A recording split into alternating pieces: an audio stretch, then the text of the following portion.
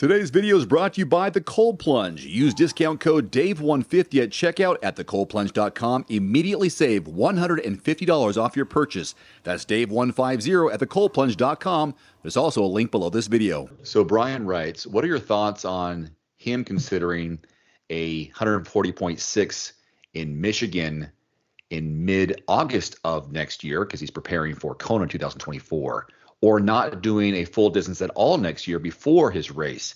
He says here he's done 7 and has done plenty of things right and plenty of things wrong. So he's got a good handle on what the distance involves in terms of training. So should he do a full before his full? Speaking of August, June, July, August, September, that's pretty close to the Kona. Why even risk it? Yeah, I mean, if he could do a full in the spring of next year, that would be better and that would be fine. Plenty of time to prepare for it, plenty of time to recover from it. Doing one in August, I think, is a little bit too close, especially because you're going to a world championship Ironman. That's a little bit different mindset, a little bit different preparation for Kona. So my advice would be to skip the August Ironman. Think about, if you can, doing an Ironman in a more humid environment in the spring, so you can kind of not acclimate, but you can get, if you haven't done an Ironman yet, in humid conditions. That would be my first advice.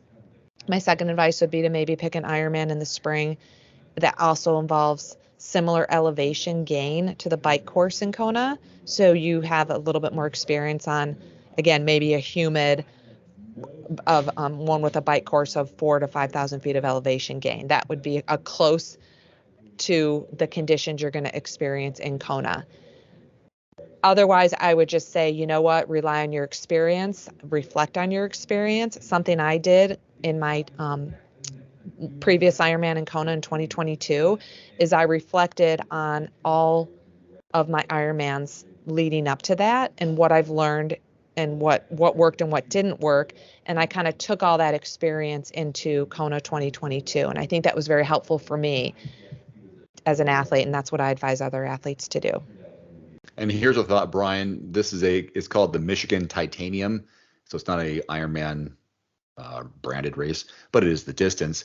I've heard people do this before, more pros than amateurs, but maybe do the swim and bike and do half the run because of the recovery aspect of the run.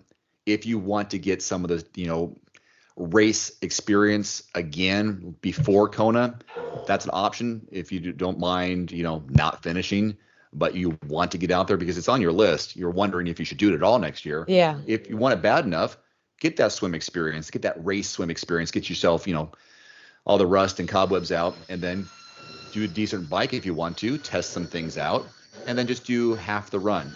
If it's if you're lucky enough to have a loop course where you can exit out with the plan that I'm going to test my nutrition, I'm going to test some things out on the bike that I want to test in Kona, and then get that first 6 miles, 10 miles in on the run just to see how the legs feel, and then step away as an option. If you're willing that's a great option as well. Today's video is brought to you by The Cold Plunge. Use discount code DAVE150 at checkout at thecoldplunge.com. Immediately save $150 off your purchase. That's DAVE150 at thecoldplunge.com. There's also a link below this video.